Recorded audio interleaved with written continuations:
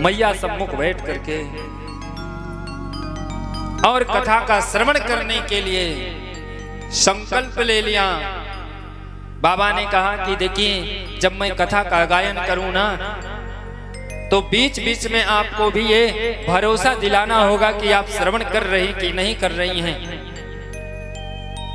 तो बोले जैसे कोई मुझसे कुछ बताए तो मैं उसके बाद में हाँ जी हाँ जी हाँ जी ऐसे करता हूँ। तो मैया ने ओम ओम ओम शब्द का उच्चारण करना शुरू किया।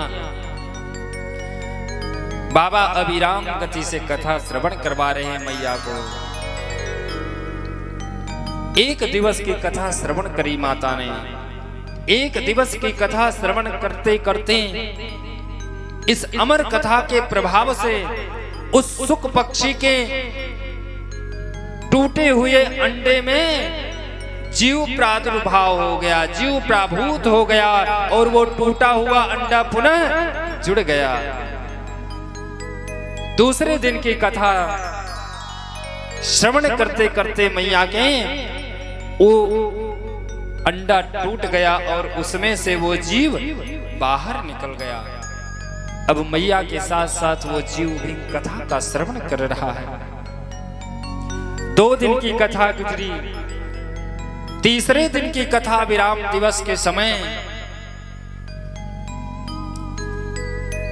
सिर्फ जयकारे लगाते हैं बाबा, क्योंकि अभिराम गति से चल रही है।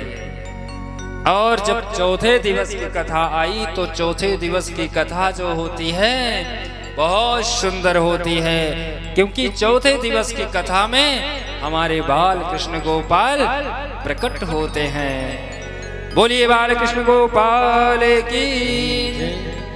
ऐसे चौथे दिवस की कथा आई, पंचम दिवस की कथा आई। अब बड़े भाव से मैया कथा का श्रवण कर रही हैं, लेकिन आज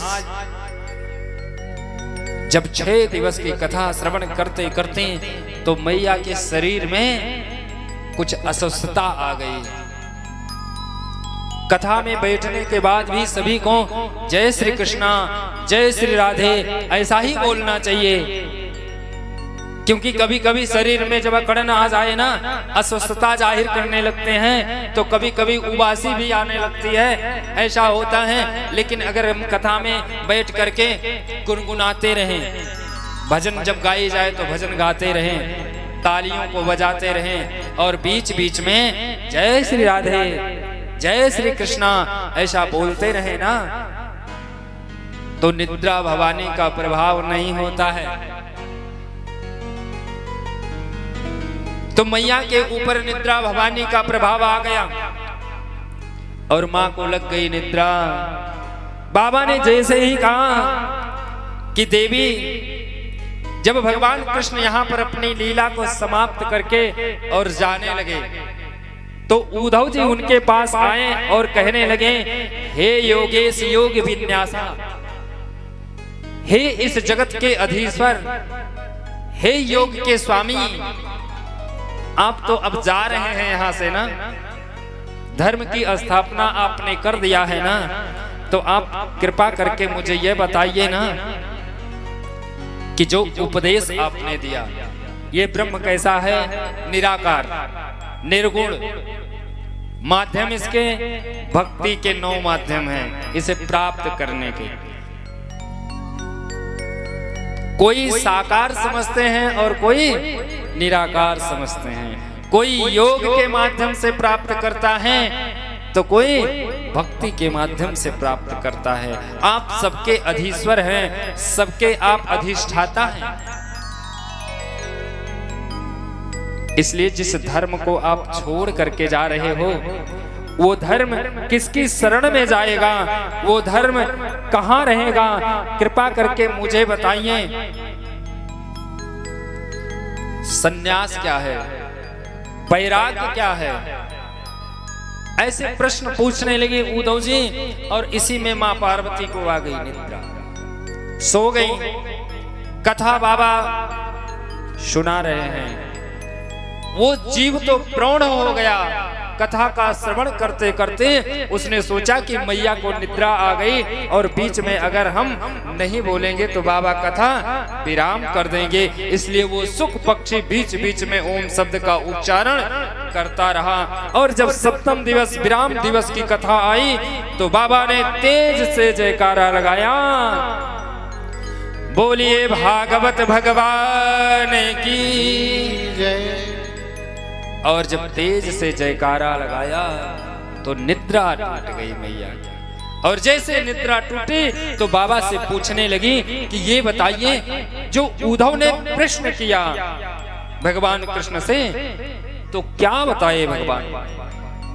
बाबा को संदेह हुआ कि देवी आगे की कथा का श्रवण किसने किया।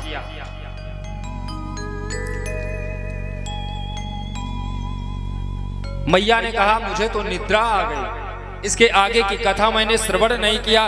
बाबा ने कहा तो ओम शब्द का उच्चारण किसने किया, क्योंकि इस कैलाश पर मेरे सिवाय कोई दूसरा कोई रहता नहीं। ये आश्चर्य की बात है। बाबा ने देखा तो व्यासपीठ के पृष्ठ भाग में एक सुख पक्षी बैठा हुआ है। बाबा ने कहा कि जो ये अमर कथा है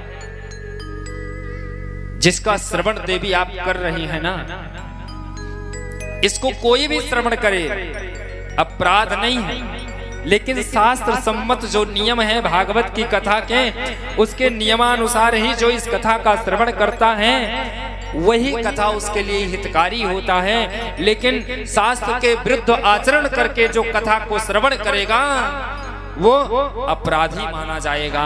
और इसने क्या किया, इसने अपराध किया है, क्योंकि कथा का श्रवण कभी भी व्यासपीठ के पृष्ठ भाग में बैठ करके श्रवण नहीं करना चाहिए।